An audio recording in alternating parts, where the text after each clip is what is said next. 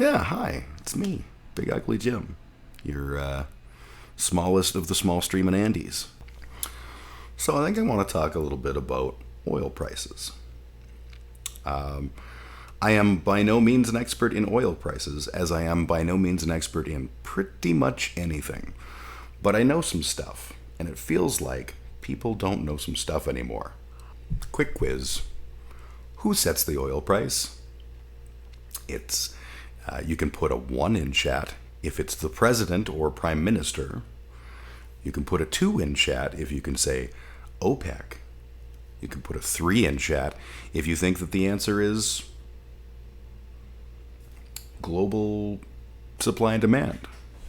And you can put a 4 in chat if you think the answer is the Bilgen Buckers or whatever fucking conspiracy bullshit you want to do.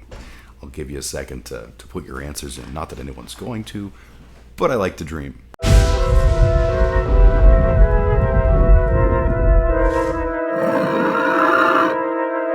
It's the life of the small streamer, Andy. So I'm going to pretend like everyone answered, and I'll go, haha, the real answer is international market prices and a little bit of OPEC. OPEC obviously has a pretty significant impact on oil prices, what with them being the largest producers of oil. But ultimately, it's a supply and demand thing.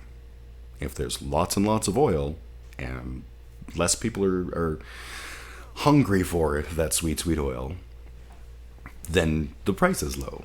If there's not as much, the price is high. You'll notice neither of the answer, or none of the acceptable answers was the president or the prime minister. I don't know what the fuck is wrong with the world where everyone is getting upset that the goddamn Biden or Trudeau has made the gas so expensive. Because that's not a thing. They have no control over that. The only control that they have is with regards to oil reserves. And we're going to talk about that. Because I have really, really been annoyed by conservatives lately bragging about the fact that Trump filled the oil reserves. First time in history, filled the oil reserves. Wasn't that an amazing... And oil was so cheap. And then the fact that Biden emptied the oil reserves. Biden doesn't care about you. Biden's a monster. And look at the price of oil. So allow me to explain how this works. So, what was happening in the big, big world when Trump made the decision to fill the oil reserves was that oil was fuck off cheap. This was a decision by OPEC. OPEC was like, or I think it was specifically Saudi Arabia, but I could be wrong. One of the OPEC countries was like, hey, you know what we should do? Flood the fucking market. We don't care. We can destroy financial and economic systems the world over. It will make our enemies suffer. That was what they did. They turned on the taps and just flooded the market with oil. And if you can buy oil from an OPEC country at sweet fuck all a barrel, that's what you're going to do because capitalism. Capitalism is so cool. We love capitalism. Most based. So at that point, I remember West Texas Crude, which is the gallon of, or the name of oil here in Alberta that we produce, West Texas bitumen, or West, it's not West Texas Crude. What am I fucking talking about? Our oil, shitty, dirty bitumen oil, was like negative $5 a barrel, which technically means that if you bought a barrel of oil off someone, they had to give you the oil and $5. Now that's not how the world actually goes, but commodity prices were fucked because OPEC did their thing, or Saudi Arabia, or whoever it was. There was a dude in a big black truck with a F. Trudeau flag that I think lives near me that decided to stop in the middle of the road last night to harass some random people walking on the sidewalk. These people make my blood boil. And so they should. These people are dangerously ignorant. And that's the only way I can phrase it. Dangerously ignorant motherfuckers. So, we're dealing with this flooding of the market. And when oil is that cheap, first off, it makes sense to fill the reserves because you can fill them for fucking nothing. And second off, you are taking some of the supply out of the system. That will, in the world of supply and demand, we remember supply and demand is a curve.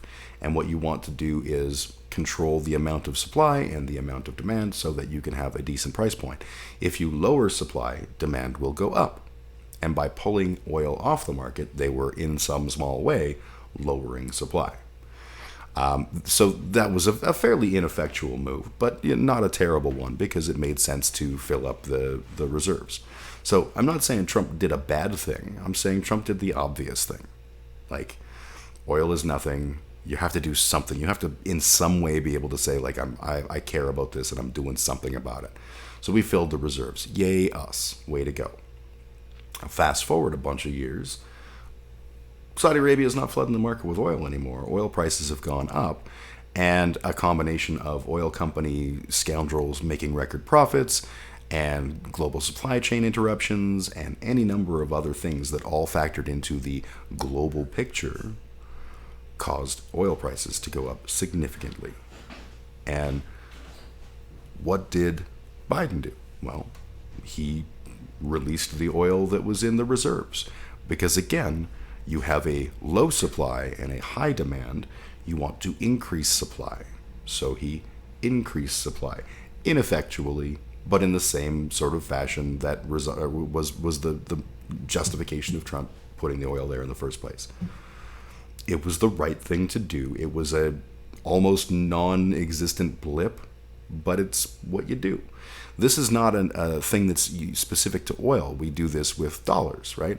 Canada will have a stockpile of U.S. dollars, and they can choose to, release more of those U.S. dollars into the general economy as a way to weaken the U.S. dollar.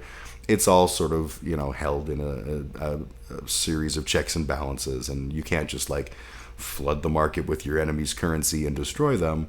But it is, it is a thing that people do as a means to control the value of our dollar as compared to their dollar. Stuff like that. This is not new.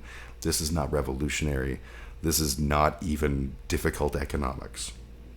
Somehow, people have it in their heads that Trudeau or Biden or Boris Johnson or whoever the fuck happens to be in charge of your patch of land, that's the person that sets the international oil prices. When Rachel Notley came in and oil prices went up, everyone was like, fuck, thanks a lot, Rachel Notley. As soon as we went socialist in Alberta, which is hilarious, all of a sudden we got expensive oil. No, it doesn't matter who's in power. Conservatives were in power when OPEC or Saudi Arabia or whoever it was decided to flood the market. Doesn't change anything. The leader of a region has only so much ability to control that. And part of the problem is capitalism. If you had state control, let's use the communist example, where we're not talking about socialism, we're talking about a leadership of 70,000, billion people being led by a small handful who are the communal party members who run the entire country, right? That central planning thing. If we lived in that society, and I don't want to, then they would be able to say, we're just not going to bring in oil from Saudi Arabia or anywhere else. If you want to buy oil within our borders, you have to buy Victory brand National Oil Company brand oil. Cool. Then you can artificially set the price to whatever you want. But in capitalism, you are encouraged to find the best gosh darn deal you can. And so you're constantly trying to drive down your supply. Your prices from your suppliers. This is what communism don't do. This is what capitalism do.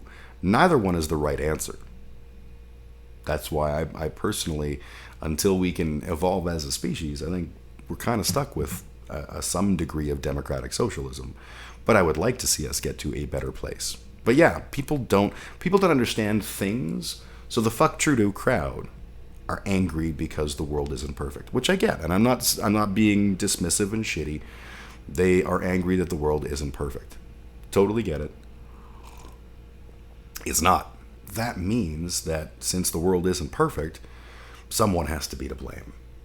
And they lack the ability to understand that the someone who's to blame is all of the world.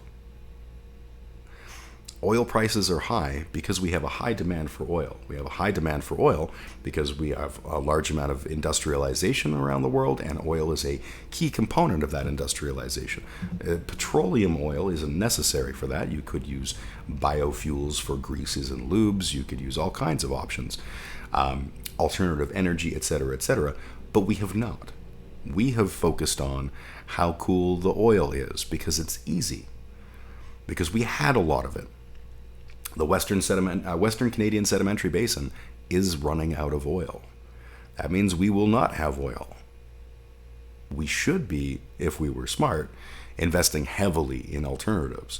Not just alternative energy, but alternatives to lubes, alternatives to greases, alternatives to all of that shit. We should be looking at the future and saying, hey, I should probably not get caught with my pants down and my dingle-dangle flippy-flapping. That would be a good thing. But instead we go, well, I don't understand the world, and oil is a lot of money, so it must be Trudeau's fault. Trudeau's not blameless in anything, right? That guy's a dick. That's facts. But to pretend that it's his fault that the oil prices are high is wrong. To pretend that he has anything more than some very marginal control over oil prices is wrong. Everything that has been going on since the late 80s, early 90s till now has helped fuel the issues we currently have. Absolutely. Including the success of oil. If oil didn't bring in the kind of ridiculous sums of money that it has historically, we would have been looking at alternative fuels and alternative energies and alternative petroleum byproducts, right? We would have had to, because we recognize that there's a finite amount of oil.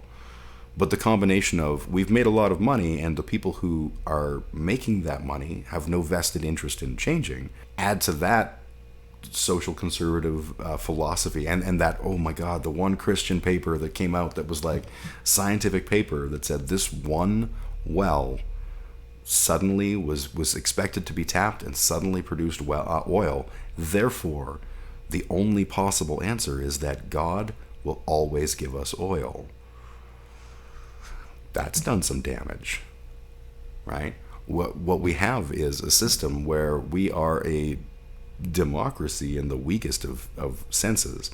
What we actually have is a power core of wealthy industrialists, most of whom are probably ANCAPs, like the Koch brothers, who don't give a fuck. They are the kinds of people who hear the phrase, and Nero fiddled while Rome burned, and went, a fiddle, you say? That sounds interesting. I wonder what song he played. Those people control our modern world. And the idea that democracy is about the will of the people is quaint and lovely. And it never has been.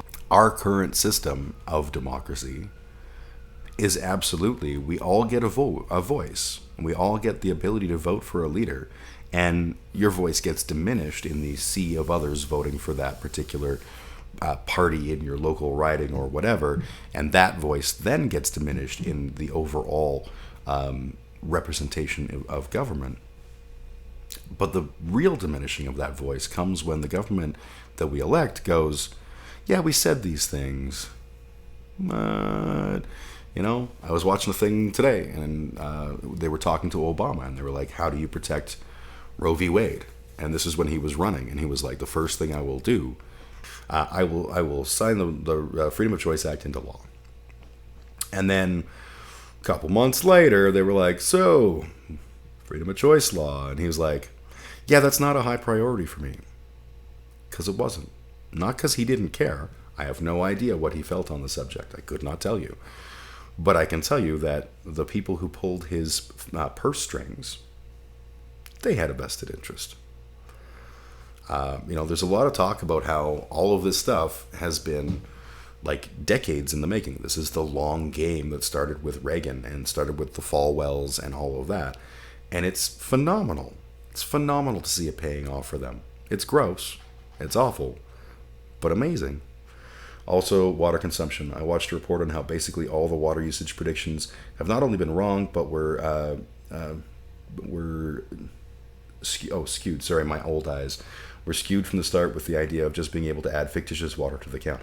Yeah, just imagine water. Just poof. Use the secret on water. That'll always work. First off, I want to say thank you for watching. If you've enjoyed, please like and subscribe. It really does help me out. Thank you to my patrons that support me on Patreon. I am a little streamer, and these people are all really awesome for supporting me. I try to put up stuff at least once a week, and I live stream every Saturday at noon Mountain Time on Twitch, YouTube, and Facebook, like an old man. Again, thanks for watching, and have a kick-ass day.